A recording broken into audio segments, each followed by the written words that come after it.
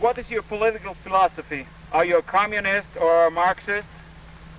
There is not communism or Marxism in our ideas. Our political philosophy is representative democracy and social justice in a well-planned economy.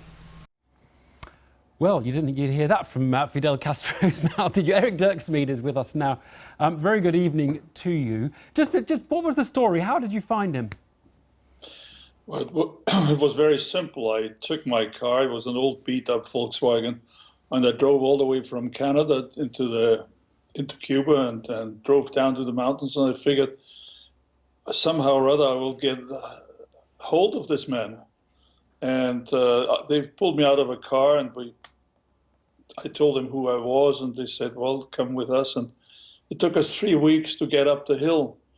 I guess they took us on a very tortuous road, but I finally made it, and I got up to the top of the hill, and I instantly knew who he was, because he was so much taller and so much more impressive than anybody else. I mean, that man was I would call him the great manipulator. I mean, he was full of himself. He believed in his own gospel, I guess. And at that time, I'm sure he was not a communist, because there was certainly no indication whatsoever in his camp. I mean, this camp was, just imagine, like an aboriginal tribe living in trees.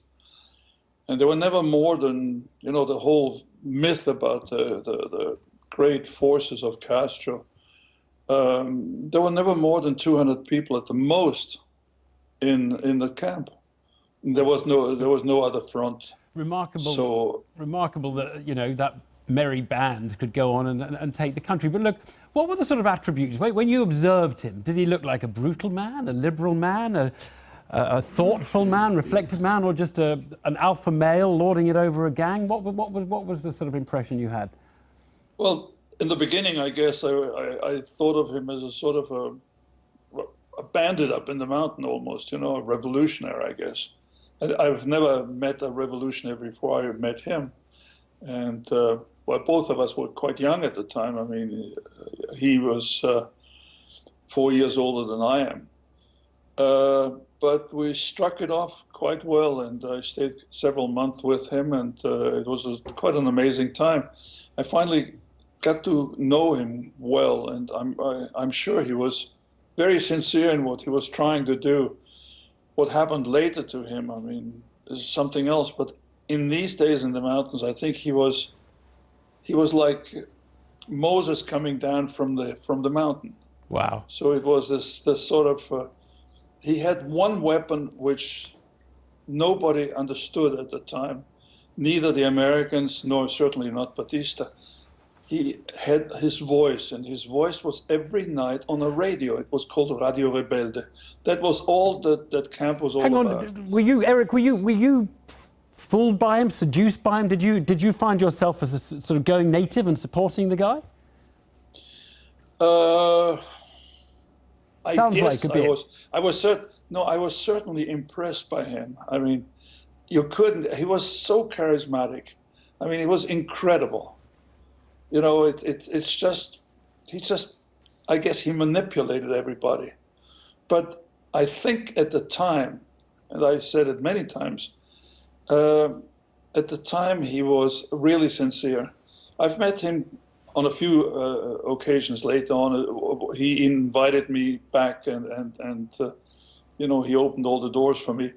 But it was a different man. It wasn't any more that man that I had lived with and met up in the mountains. But it's interesting because the romantic myth of the rebel in the mountains plotting to oust the brutal dictator, that myth has lasted. It may not have lasted for you, but it's lasted for a lot of people, hasn't it? And I wonder if that has explained why some people, perhaps on the left, have been willing to overlook all sorts of things that they wouldn't overlook for other people. Well, I think he changed. He certainly changed. Whether he was pushed into this change by the Americans who didn't understand him. I mean, you know, when you came to Havana in these days, I mean, I only went through Havana on my way, of course, into the mountains. But it was a sort of bordellos and casinos and the rich and the happy. And at the same time, he talked on the radio every night, and he said, I'm going to do something else. I'm going to change this country.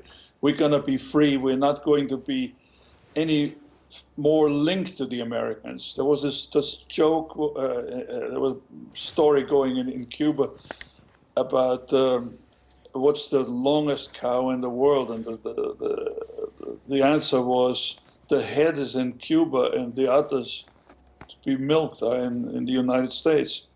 So that basically was the way that the Cubans felt, I guess. And he managed to talk to them on the radio, because even when they finally won the revolution, I'm convinced there were not more than 400 fighters.